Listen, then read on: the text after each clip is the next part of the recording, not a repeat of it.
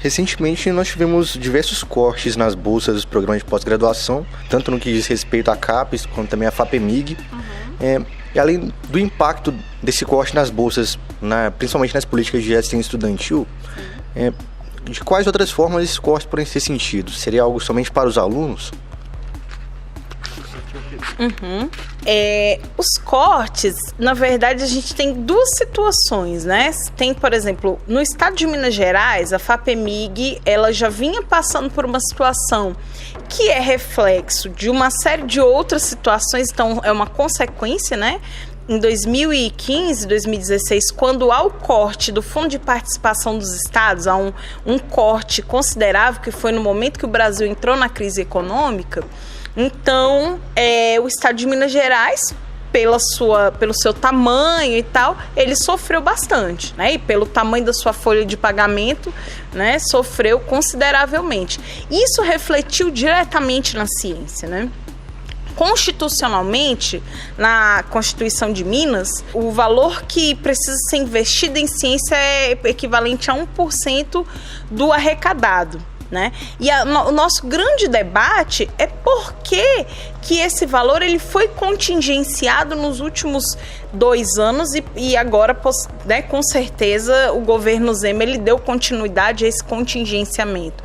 Quando o valor ele chega na FAPEMIG, então quer dizer, o orçamento do Estado ele foi separado 1% da receita. Só que o que chegou para o caixa da FAPEMIG foi menos 25% desse 1%. Então isso foi refletindo na situação que os nossos bolsistas, por exemplo, enfrentaram de atraso de bolsa, de perda de taxa de bancada que a FAPEMIG financia aqui no estado, nas universidades do estado, e bolsas de iniciação. E isso refletiu a ponto da gente ter agora 5 mil bolsas de iniciação científicas cortadas em fevereiro, março desse ano, né? No Brasil, a situação era difícil, mas ela não estava tão ruim assim, né? Tanto é que nacionalmente havia um debate no sentido da gente defender que o financiamento da pesquisa ele saísse do Fundo Social do Pré-Sal, até para que houvesse um reajuste de bolsa. As bolsas de pós-graduação, elas não têm reajuste desde 2012. A bolsa de mestrado, em tese, é para ela ter o valor referente a 3 vezes o salário mínimo. Hoje o salário mínimo é R$ 998 e a bolsa de mestrado é R$ 1.500. Então, você vê que é uma situação que vem se agravando ao longo do tempo, mas principalmente a austeridade do governo Zema e Bolsonaro, ela impôs para a ciência e a tecnologia, principalmente foram as maiores vítimas, uma situação extremamente difícil, né, de asseveramento mesmo das condições de pesquisa. Por que seria a área da educação uma área frequentemente ameaçada ou prejudicada pelas políticas de austeridade? Olha, nessa conjuntura nacional, né, a gente observa que o governo Bolsonaro, ele, desde o início, na verdade, desde a sua campanha eleitoral, ele se apresentou com uma postura de posicionamento controverso à educação, né? Quando ele começa com aquele discurso de que o Paulo Freire ele não pode ser o patrono da educação, né? Ou então quando você ouve os próprios apoiadores, né, do Bolsonaro dizerem assim, a gente quer dizer um basta à metodologia Paulo Freire, sendo que de fato ela nunca foi aplicada no sistema educacional brasileiro, né? Então você tem um desconhecimento do sistema educacional, um desconhecimento da estrutura do Estado brasileiro. Eu acho que a grande questão que existe é essa, é o desconhecimento do funcionamento do Estado brasileiro, da sua estrutura. E isso acarretou no quê? Nessa sequência de ações, de medidas que o governo impôs para a ciência, para a tecnologia e para a educação, principalmente, que tem a ver pura e simplesmente com uma pirraça ideológica, né? Como eles mesmos dizem, a gente não quer ideologia, a gente sabendo que ideologia está em todo lugar, inclusive na postura deles. Qual é a avaliação de vocês dos atos do último dia 15 de maio? Aqui em Viçosa a gente viu até pessoas com os banners nas ruas, tentando, com um discurso de que estariam levando também a sua pesquisa para a cidade, para ter uma troca também. Como vocês avaliam isso?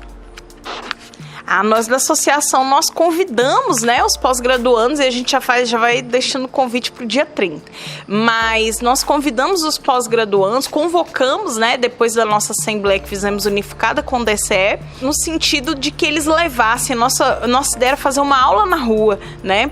E essa ideia, ela foi tão legal que mesmo com a chuva, né, foi um dia muito chuvoso em Viçosa, e mesmo com a chuva os pós-graduandos levaram banner, levaram coisas que remetessem sua pesquisa, pararam as pessoas na rua, e nós avaliamos que foi assim, fomos muito vitoriosos na mobilização, né, porque de fato quando a gente consegue essa unificação de estudantes da graduação secundaristas e pós-graduandos, quando a gente consegue reunir também os docentes e consegue trazer os servidores, a gente consegue fazer um movimento muito bom, coeso, com muita gente.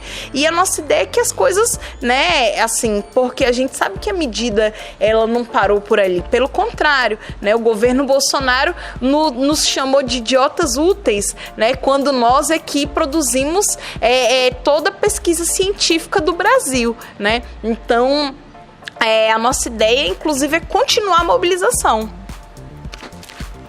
E como convergir toda essa luta em defesa da universidade pública com as outras demandas também emergentes da população?